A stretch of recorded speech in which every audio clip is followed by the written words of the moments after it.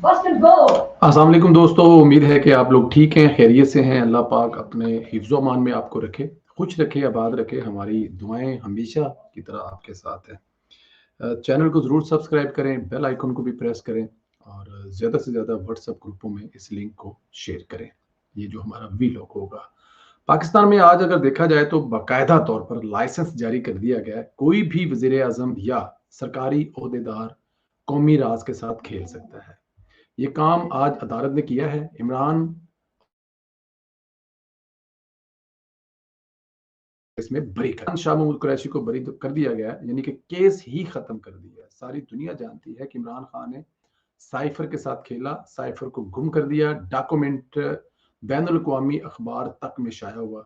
Cipher एक कौमी राज होता है, इसको यूं पब्लिक नहीं किया जा सकता। अब हम आपको पहले वो चंद ऑडियो सुनाएंगे जिनमें वाज़िया तौर पर पता चला, जिसमें कौमी राज पीटीआई ने सियासी फायदे के लिए इस्तेमाल करा। मैं आपको कुछ ऑडियो सुनाऊंगा और साथ में इस पर बात करेंगे। ये जरा आप ऑडियो सुन लें और उसके बाद फिर इस पर बात करते हैं। ठीक सर। अच्छा शादी हमने कल हम मीटिंग करनी, आपने, हम तीनों ने और वो फॉरेन सेक्रेटरी, उसमें हमने सिर्फ कहना है कि वो जो लेटर है ना उसके चुप करके मिनट्स या होता नहीं। मैं कह रहा हूँ इसके ये गैर आजम कह रहा हूँ उसके मिनट्स बनाओ कैसे नहीं, इससे फोटो स्टेट आप लोग मीटिंग 7 को हुई। हमने तो अमेरिकन का नाम लेना ही नहीं है किसी सूरत में। हम सो इस इशू के ऊपर प्लीज किसी के मुंह से मुल्क का नाम ना निकले। ये बहुत इंपॉर्टेंट है आप सबके लिए। कि किस मुल्क से लेटर आया है, मैं किसी के मुंह से उसका नाम नहीं सुना चाहता। इसके बाद आप जान के लेटर कह रहे हैं, बिकॉज लेटर नहीं है, मीटिंग की ट्रांसक्रिप्ट वही है ना, आपकी मीटिंग की ट्रांसक्रिप्ट है, वो लेटर एक ही चीज है। लोगों को ट्रांसक्रिप्ट तो नहीं समझ आनी थी ना, तो आप पब्लिक जलसे में तो ये कहते हैं। देखो ठीक है सर। अच्छा शाह जी, अब शाह साहब को यहाँ पर क्या बताया जा रहा था, ये आप लोगों ने सुन लिया कि हमने किसी मुल्क का नाम नहीं लेना। ये बता रहे हैं खान साहब कि किसी मुल्क का नाम हमने किसी सूरत में नहीं लेना। ठीक है जी, इसको हमने इस्तेमाल करना है। और वो कह रहे हैं कि किसी भी बंदे के मुंह से इमरान खान साहब जो हैं वो किसी मुल्क का नाम नहीं सुनना चाहते। हाँ, उसके साथ खेलना चाहते हैं, उसके साथ करना चाहते हैं। मैं आपको एक और भी वीडियो ऑडियो जो है वो सुनाऊंगा ताकि आप लोगों को जरा उसमें एक चीज जो असद उमर साहब जो हैं इसमें जो वो फरमा रहे हैं वो भी आपको समझ लग जाए।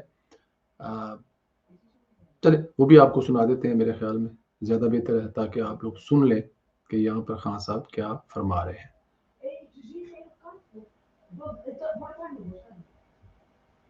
जी, ये सुने जी।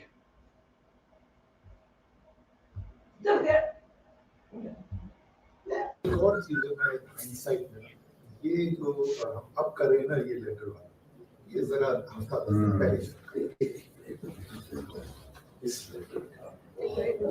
यानी जो हम सोच रहे हैं ना, इसका सारी दुनिया के अंदर इम्पैक्ट चला गया। चाइनीज ने ऑफिशियल स्टेटमेंट इशू की है। I send you that condemning the US for interfering in our but strategy ये है कि पब्लिक तो हमारे साथ लाठी है। अब पब्लिक के प्रेशर से वी वांट कि ये संडे को इस तरह का हाइट पे प्रेशर हो कि जो भी जाएगा वहां असेंबली में वोट देने, यानी वो ब्रांडेड हो फॉर लाइफ। लेकिन जो आज आपने ब्रांड करना ना, मीर जाफर और मीर साहब, आप लोगों को spoon feed already fertile ground बनी। और चीजों में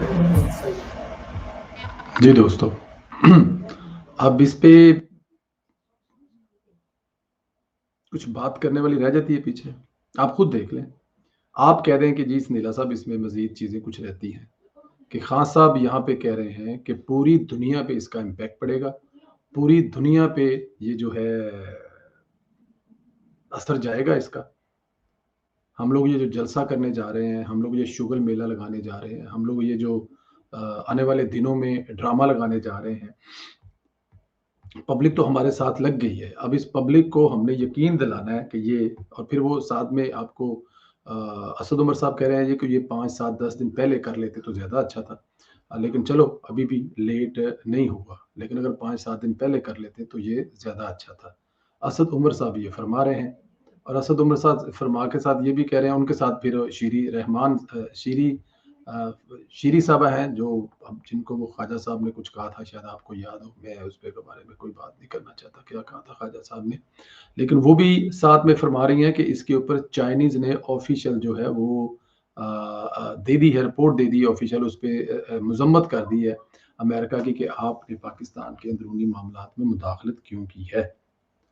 और अब भी अगर आपको समझ ना लगे, जो फैसला करने वाले हैं, अगर उनको अभी ना लगे कि ये कोई राज अफशा करने की कोशिश नहीं की गई और साइफर कोई इशू ही नहीं था, साइफर कोई कहानी नहीं थी, स्टोरी नहीं थी, मतलब इस इन ऑडियोज के बावजूद, तो फिर मेरे ख्याल में फिर वो जो बात की जाती है ना कि प्रेशर बहुत ज्यादा है, फिर हमें ये बात मान लेनी चाहिए कि प्रेशर बहुत ज्यादा है।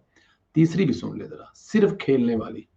अब हमने सिर्फ खेलना, नाम नहीं लेना ना, बस सिर्फ खेलना है इसके ऊपर कि ये डेट पहले से थी। आज नई जो चीज आएगी ना कि वो जो लेटर, मैं सोच रहा था साइफर का एक मीटिंग मेरे ख्याल में कर लेते हैं, देखें अगर आपको याद है ना तो इसमें आखिर में उसमें बस लिखा हुआ था कि दिमाग नहीं देना, लेकिन इंटरनल मीटिंग में मुझे, मैंने रात को बड़ा सोचा इसका, क्योंकि मुझे आपने कहा कि शायद इन्होंने उठाया ना, फिर मैंने सोचा कि ना how to cover all this. एक मीटिंग करते शामिल कुरैशी और फॉरेन सेक्रेटरी को शामिल कुरैशी करेंगे कि लेटर पढ़ कर सुनाए, तो जो भी सुनाएंगे ना मेरे पास कॉपी है, वो नहीं बताते, वो मैं मिनट्स में कर दूंगा कि फॉरेन मिनिस्टर ने ये चीजें सुना, फॉरेन सेक्रेटरी ये चीज बना दी, इसमें ये था, फिर इसका एनालिसिस करो, फिर एनालिसिस अपनी मर्जी के मिनट में कर देंगे ताकि वापस रिकॉर्ड मिनट एनालिसिस ये होगा कि ये इनडायरेक्ट थ्रेट है अगेंस्ट डिप्लोमेटिक, वो है डिप्लोमेटिक लैंग्वेज में इसको थ्रेट कहते हैं, इन्होंने ये कि अशर की चीजें, वो देखिए मिनट्स तो फिर मेरे हाथ में है ना, वो तो जिस तरह वो करेंगे तो we will draft the minutes. किस किस को बुलाएं, शाह महमूद में सोहेब ताकि वो चीज रिकॉर्ड आ जाए। अभी देखिए आपको दिखाएंगे हो जाएगा ये कौन सा फोटो स्टेट है, तो वो पढ़ कर सुनाएंगे तो एग्जैक्ट नोट करेंगे, मैं पर जरूर से कॉपी कर लूंगा आराम से, तो वो कॉन्टेक्ट होगा ये चीज,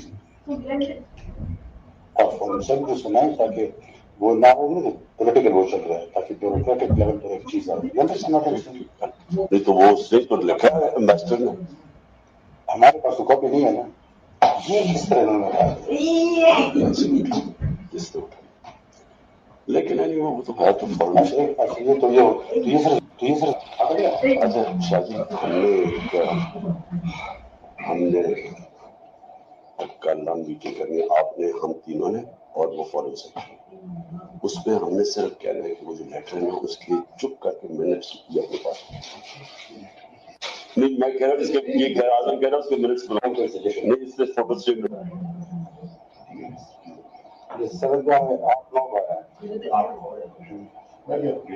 लेकिन मीटिंग 7 को गया।